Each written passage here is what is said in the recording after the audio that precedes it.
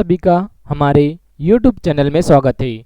आज हम आ चुके हैं हम जनरल साइंस के टॉपिक पर और इसमें हम बहुत ही इम्पोर्टेंट प्रश्नों को जानेंगे जो कि railway exam, SSC exam, police भर्ती एग्ज़ाम के लिए बहुत ही ज़्यादा इम्पोर्टेंट होते हैं। इसके अलावा जितने भी साइंस के एग्ज़ाम होते हैं, साइंस विषय जिसमें होता है, उसके लिए यह वीडियो बहुत ही हेल्पफुल है। आप इसमें जितने भी वीडियो बताए जा रहे हैं, जितने भी क्वेश्चन, उनमें से आप कितना सही करते हैं इसको आप कमेंट बॉक्स में कमेंट करके ज़रूर बताएं। सबसे पहला प्रश्न है धावन सोडा, इसे वॉशिंग सोडा भी कहते हैं, का रासायनिक नाम क्या होता है? आप भी अपने अपने जो कपड़ा है उसको धावन सोडा से धोते होंगे या आपके घर वाले धोते होंगे, तो ये वही धावन सोडा है, वॉशिंग सोडा। वो आपने वॉशिंग सोडा निरमा सुना होगा जिससे कपड़ा को साफ किया जाता है, उसका रासायनिक नाम क्या है हमें ये बताना है। तो इसका रासायनिक नाम क्या है आप देखेंगे तो सोडियम कार्बोनेट। ध्यान देंगे, सोडियम कार्बोनेट है धावन सोडा का रासायनिक नाम। और जो बेकिंग सोडा होता है, खाने का सोडा, उसका रासायनिक नाम क्या होता है? तो आप ऐसे भी याद रख सकते हैं, जैसे कि कपड़ा धोने के लिए हम यूज करते हैं धावन सोडा को या वॉशिंग सोडा को, तो इसका क्या नाम है रासायनिक नाम? Sodium carbonate. इसी तरह हम खाने का जो सोडा होता है उसे कैसे याद कर सकते हैं?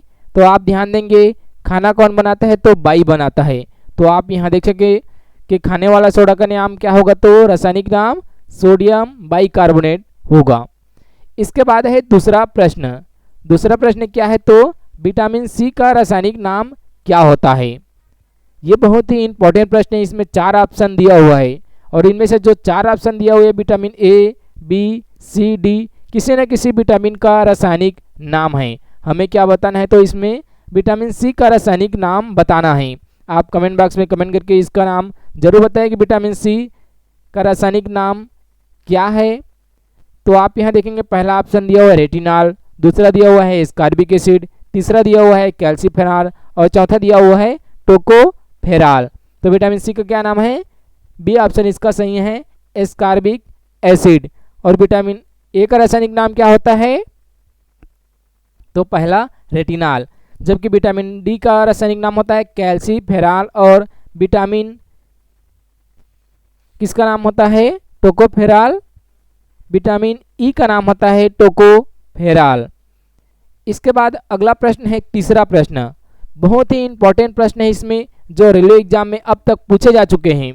हम इसमें जो अध्ययन कर रहे हैं वो एक बार पूछा जा चुका है रेलवे में सभी प्रश्न।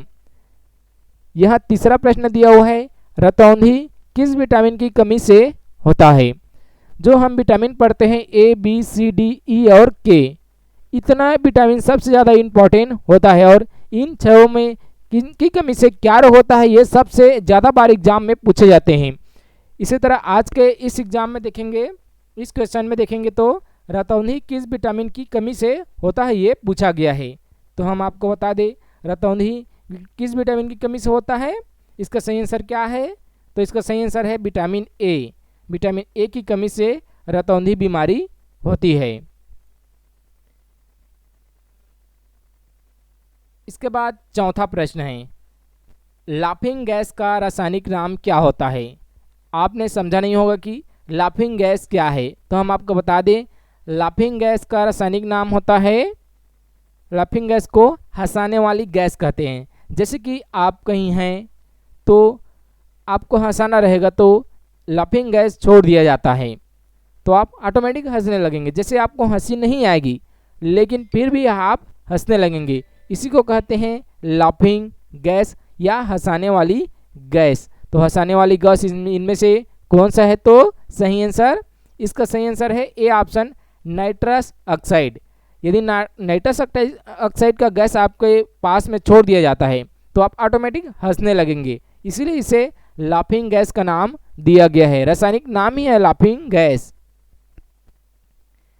इसके बाद है पांचवा प्रश्न प्लास्टिक ऑफ पेरिस का रासायनिक सूत्र क्या है? यहाँ गलत मिस्टेक हो गया है। प्लास्टर ऑफ पेरिस का रासायनिक सूत्र क्या है ये हमें बताना है। तो इसका सही आंसर क्या है? प्लास्टर ऑफ पेरिस का रासायनिक सूत्र क्या होता है?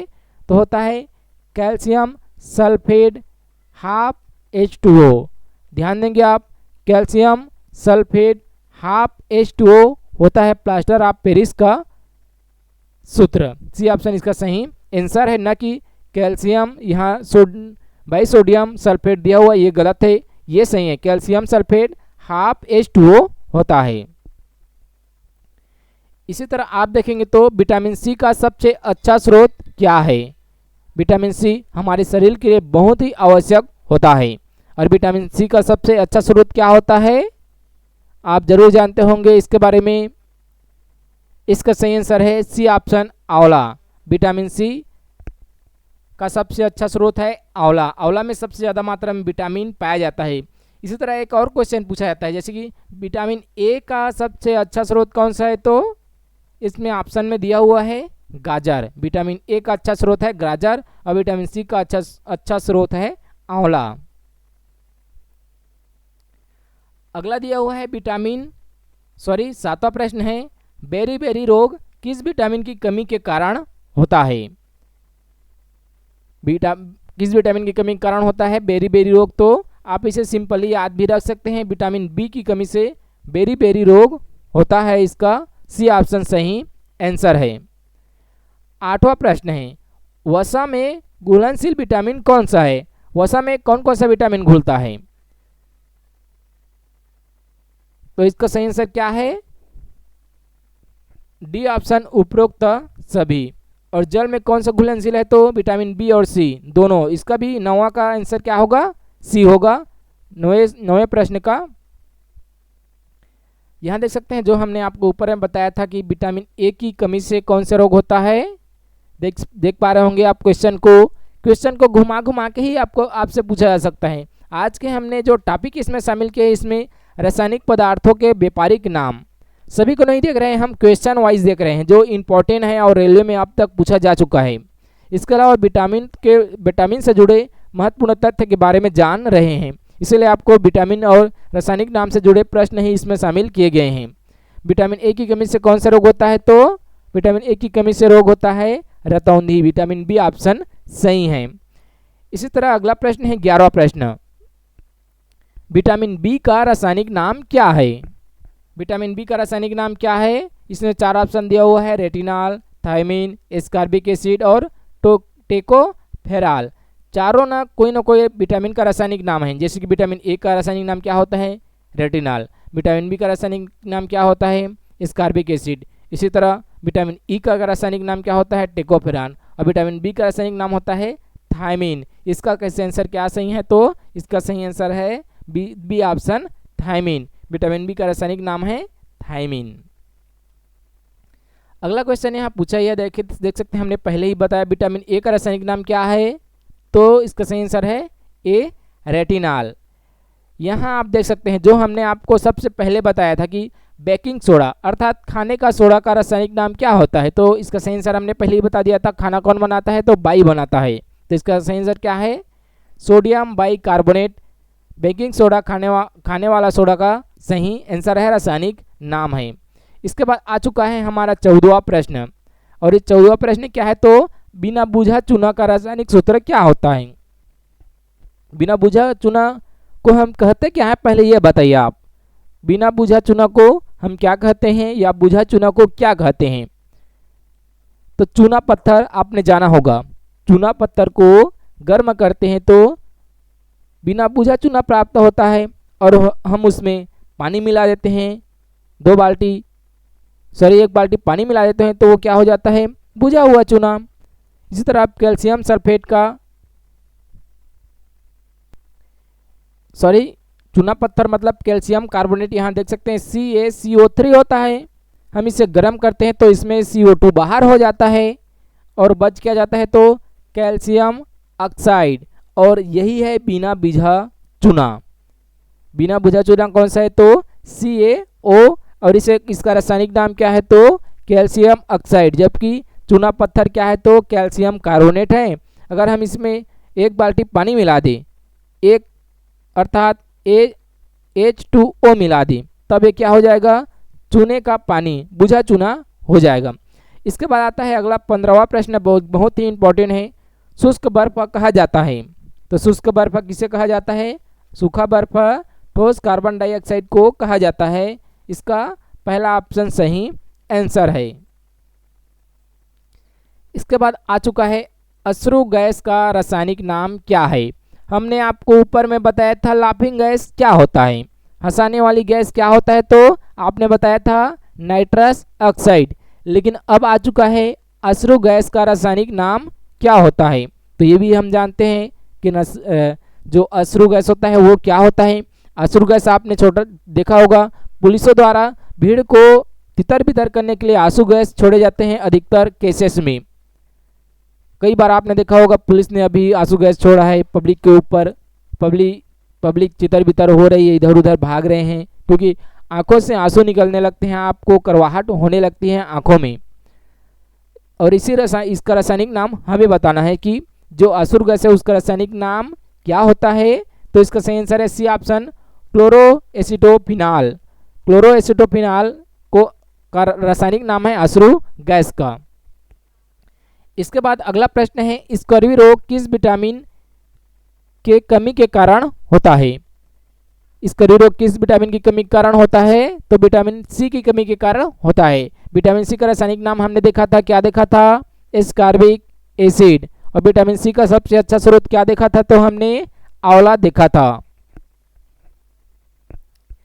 इसके बाद है 18वां प्रश्न, विटामिन डी का सर्वोत्तम स्रोत क्या है। देख सकते हैं हर विटामिन का रासायनिक नाम, उनसे क्या बीमारी होती है और अच्छा स्रोत क्या है, विटामिन के बारे में ही इसमें प्रश्न पूछ रहे हैं।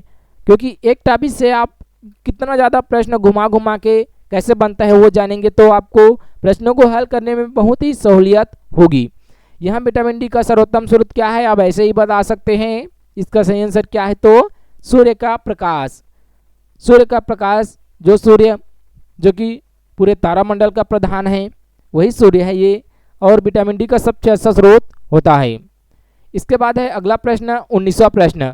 19वां प्रश्न क्या लिखा हुआ है? तो विटामिन डी सेवन का रासायनिक नाम क्या होता है। हमने तो ए बी सी डी ई और के का नाम देखा था कि रासायनिक नाम क्या है। इसके बाद हमें बताना है कि विटामिन बी सेवन का रासायनिक नाम क्या होता है। तो इसका सही आंसर है बायोटीन।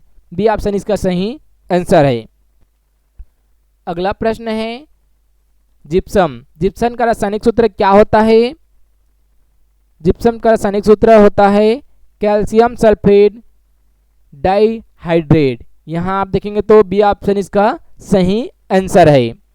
जबकि पहला जो ऑप्शन है वो सोडियम हाइड्रोजन कार्बोनेट है और दूसरा जो नीचे है वो सोडियम कार्बोनेट है, चूना पत्थर। इसके बाद अगला है नपुंसकता या बंध्यता किस विटामिन के कमी के कारण होता है। तो इसका सही आंसर क्या है? विटामिन ई की कमी के कारण नपुंसकता या बंध्यता रोग होता है। 22वां प्रश्न है विरंजक चूर्ण का रासायनिक नाम क्या होता है।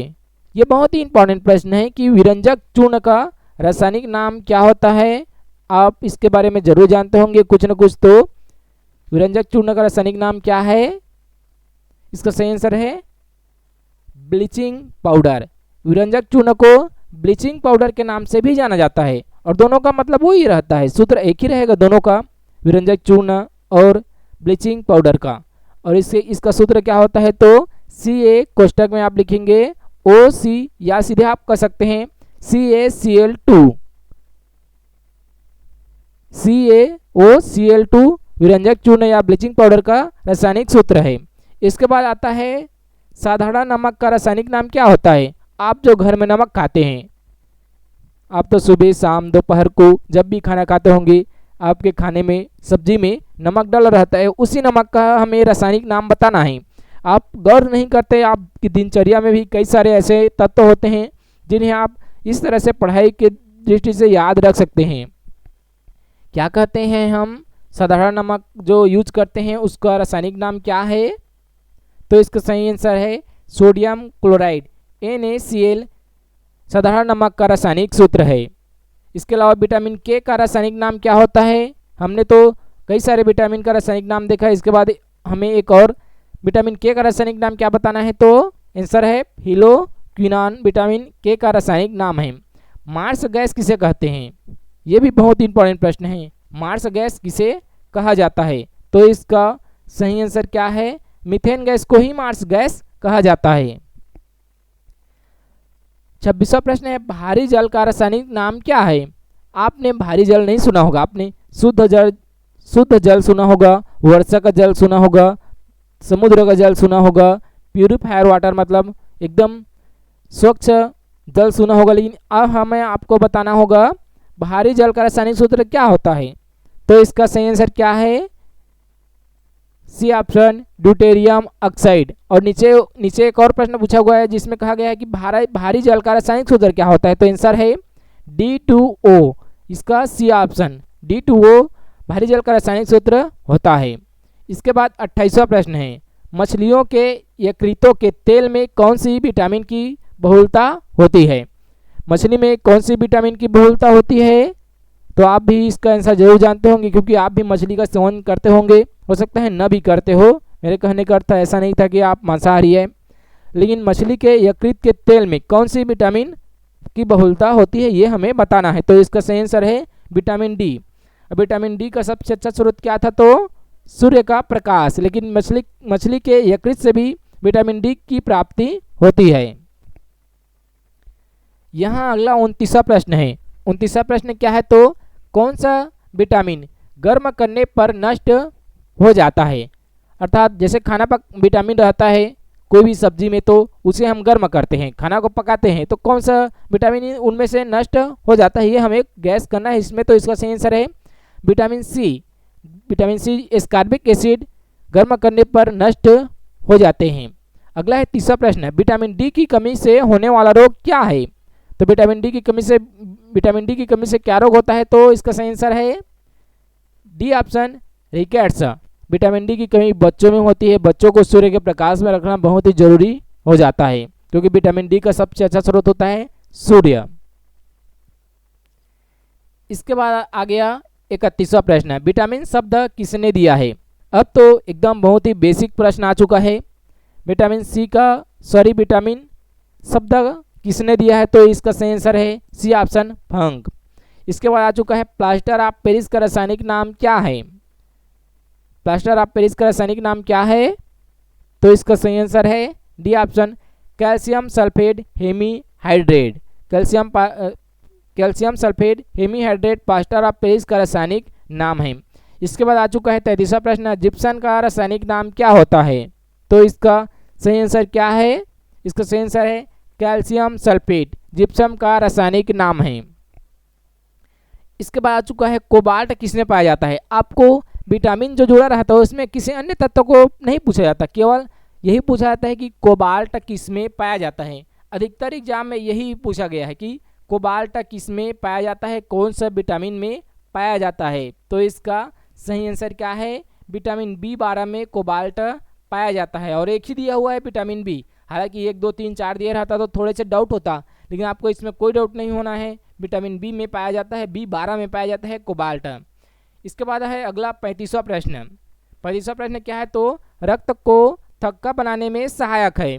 अर्थात रक्त जब भी हमारे शरीर में कहीं पर कट लगता है तो ब्लड फ्लो होने लगता है, ब्लड बहने लगता है, तो उसका थक्का बनने में कौन सहायक होता है। जब थक्का बन जाता है तो ब्लड बहना बंद हो जाता है, इसीलिए थक्का बनना बहुत ही जरूरी होता है। जब भी कहीं भी कटिंग होती है तो हाथ पैर कहीं भी हो थक्का, अगर इस विटामिन की कमी होगा तो रक्त में थक्का नहीं बनेगा, तो सारा ब्लड बह जाएगा, जिससे मृत्यु भी हो सकती है या ब्लड की कमी भी हो सकती है। इसलिए यह विटामिन सबसे आवश्यक होता है।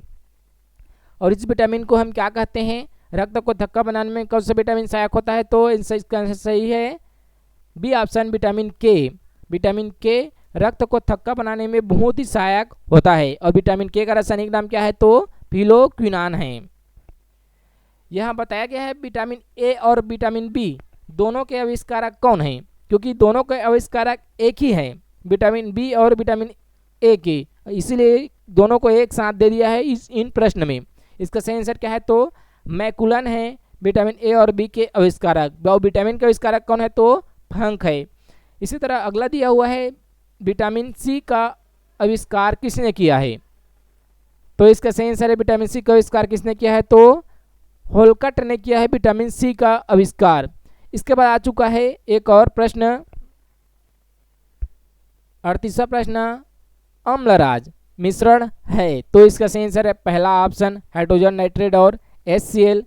अम्लराज कहा जाता है दोनों के मिश्रण को। हमने देखा 38 महत्वपूर्ण साइंस से जुड़े प्रश्नों को जो कि विभिन्न एग्जामों के लिए बहुत ही महत्वपूर्ण है।